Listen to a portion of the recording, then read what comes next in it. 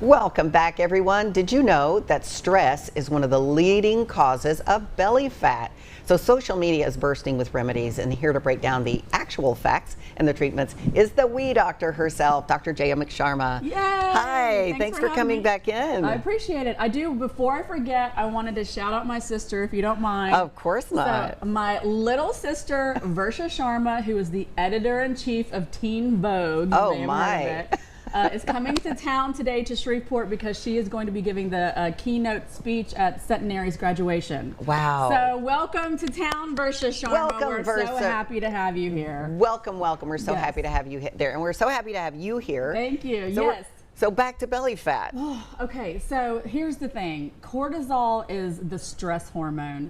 And I feel like if you don't make time for your own wellness, your body will make time for illness. Right. And cortisol is directly related to belly fat. And when patients say, like, this is the hardest area of my body to get rid of fat or to tone, I always ask, how stressed are you?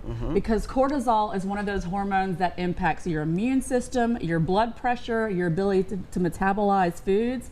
It's responsible for how you process proteins, fats, and carbohydrates. And it is directly responsible, especially in men and women over the age of 40, for that, what we call our loving inner tube around our belly. So it's a really important hormone. Right. Now, there are a lot of remedies online, as we talked about, and this is a more complicated issue than people actually understand. It requires a very individual diagnosis. It does, yeah. So whether through the serum or through the saliva, what we do with the Wee Doctor is we test your cortisol levels, and we test what they are in the morning and in the evening.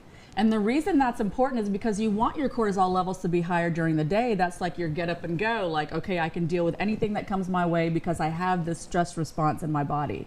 But what's happening as a byproduct of all of us leading incredibly busy lives is that, you know, over and over I hear people say, when I go to bed at night, I can't shut my brain off. I'm thinking about all the things that happen during the day. I'm thinking about all the things I have to do. I'm thinking about all the things that could go wrong. Exactly. Right? That is your nervous system being in overdrive. So if your cortisol is too high at night, it directly impacts how you feel during the day. So we need to get accurate levels so we can treat them with accurate treatments, if that makes sense. Well, of course, everybody, when you're a internet doctor, and you're diagnosing yourself, right? What are the actual symptoms that you may have high cortisol? Well, some of them may surprise you. I know a lot of people relate cortisol to belly fat, but cortisol can also be responsible for blood pressure. So if you have persistently elevated high blood pressure, maybe it's not just genetics or too much salt. It could also be that you have too much cortisol in your system. It also affects your immune system. So if you get sick a lot and all of a sudden you don't realize, like, why am I getting sick all the time? Like every week it seems like I have a new infection. Maybe your cortisol is out of whack. Also, a lot of women tell me easy bruising. So all of a sudden, like, I have a patient right now who's super healthy. She plays softball all the time. And all of a sudden she's noticing she's bruising easily. Cortisol. So I think some of them that you know about, like belly fat, gets advertised a lot of times as a symptom of abnormal cortisol levels, but people don't think about blood pressure, immune system, memory. How did I almost forget that? There you go. Cortisol affects your memory. So, we all went through COVID, right? And that was a trauma for all of us. And I have so many people say, I just feel like my brain's not working as well since COVID. You know why? Too much stress means too much cortisol, which directly affects the hippocampus, which is your memory center in your brain. So just brain fog, brain fatigue, it's all cortisol, baby. Well, how's it treated?